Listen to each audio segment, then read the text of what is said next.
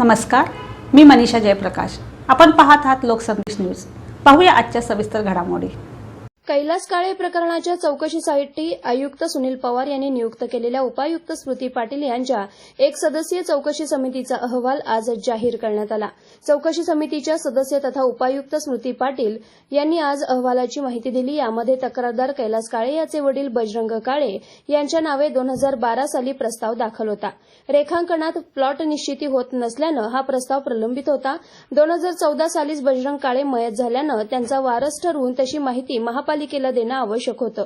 मात्र तसं कुठंही कागदोपत्री दिसून आलं नाही. त्यामुळे या प्रस्तावात बजरंग काळे त्यांच्यानंतर त्यांचे वारस निश्चिती करून त्याबाबत महापालिकेला कळवल्यास प्रलंबित प्रस्तावाबाबत कारवाई केली जाईल आणि याचबरोबर अतिरिक्त शुल्कबाबतच्या तक्रारीबाबतचं शासनाचे मार्गदर्शन मागवले जाईल.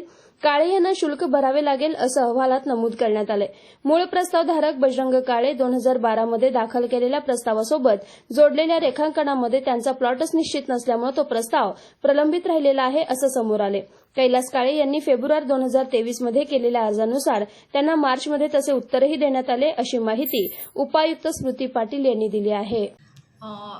एप्रिलमध्ये दिनांक 3/4/2023 रोजी जो लोकशाही दिन आला आणि जो काही प्रकार घडला अनुचित, त्यामध्ये श्री कैलास कुमार बजरंग काळे यांची जी तक्रार होती त्या तक्रारीच्या अनुषंगाने एक सदस्यीय समिती माझी नियुक्त केलेली होती. त्याची चौकशी विस्तृतपणे करण्यात आलेली आहे. त्या चौकशीमध्ये असं आढळून आलेलं आहे की 2012 साली हे बरोबर आहे की त्यावेळेला त्यांनी शुल्क भरलेलं होतं. तर सदर शुल्क भरलेलं होतं. तथापि 2014 मध्ये बजरंग नागोजी काळे ज्यांच्या नावाने हे प्रकरण होतं ते मयत झालेले आहे आणि जो प्रस्ताव 2012 साली सादर केलेलं होतं त्यावेळेचं जे रेखांकन होतं त्या रेखांकनामध्ये तो जो प्लॉट 15 नंबर प्लॉट होता तो दिसत नव्हता, निश्चित नव्हता आणि त्यामुळे त्याचं असेसमेंट किंवा त्याचं प्रकरण नियमितीकरणाचं प्रलंबित होतं. त्या काळात जवळजवळ 17,070 प्रकरणं सांगली कार्यालयामध्ये गुंटेवारीचे होते. त्या काळात 3 शाखा अभियंता तिथं कार्यरत होते. श्री यासिन मंगळवारे असतील, श्री रवींद्र भिंगारदिवे आणि अण्णा मगदू या तिघांच्याकडूनही खुलासा प्राप्त करून घेण्यात आलेला आहे. त्यांनी जो काय खुलासा दिला आहे तो याचप्रमाणे आहे की आम्हाला प्लॉट बघायला मिळाला नव्हता आणि रेखांकनामध्ये तो निश्चित नसल्यामुळे तो प्रलंबित राहिलेला आहे.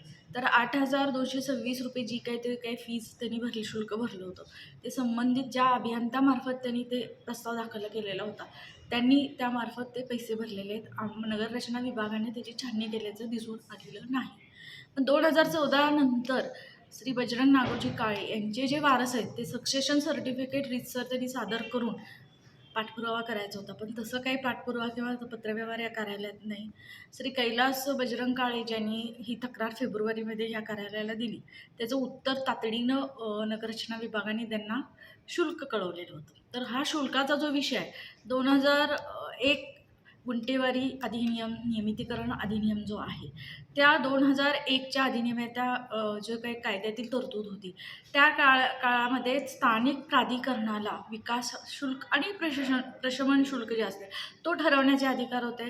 त्यामुळं 2001ला ठराव क्रमांक 119 प्रमाणे माननीय महासभेने ठरवलेले होते आणि त्याप्रमाणे 18/10/2021 पर्यंत ते पैसे घेतले जायचे. पण 18/10/2021 मध्ये ह्या कायद्यामध्ये दुरुस्ती सुधारणा आदेश निर्गमित माननीय शासनाने केलेला आहे आदेश आणि त्या आदेशामध्ये प्रशमन शुल्क आणि विकास शुल्क हे निश्चित करून दिलेले आहेत आणि त्यामध्ये कलम 18 मध्ये असंही म्हटलेलं आहे की यामध्ये बदल करण्याचा अधिकार कुठल्याही स्थानिक प्राधिकरणास असणार नाही.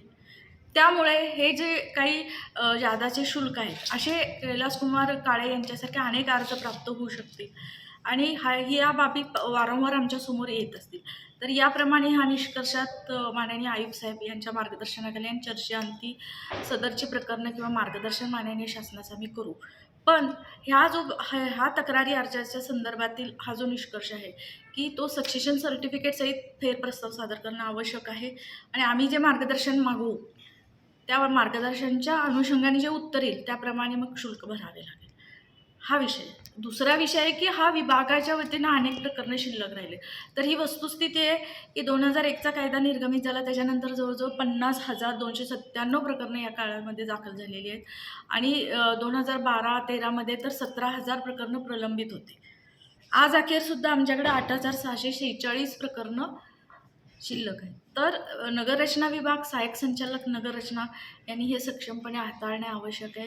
माननीय आयुक्त साहेब याबाबत अतिशय गंभीरपणाने याबाबत आम्ही विचार करत आहोत की ह्या सगळ्यांना शिस्त लावणे किंवा गोरगरीब जे नागरिक आहेत, त्यांचे छोटे प्लॉट आहेत, तर यांना निश्चितपणे कशी माहिती मिळेल आणि त्यांचं काम होईल त्या पद्धतीनं त्या विभागाची रचना करण्याबाबतची चर्चा आयुक्त स्तरावर सुरू आहे. माननीय आयुक्त याबाबत निश्चितपणे निर्णय घेतील आणि जो काय प्रकार झाला त्याबाबत न्यायप्रविष्ट बाब आहे, त्यावर आम्ही काही भाष्य करणार नाही. पण प्रकरण जे काय आहे ते रीतसर आल्यानंतर निश्चितपणे आम्ही त्वरित कारवाई करू. एवढंच यामध्ये मी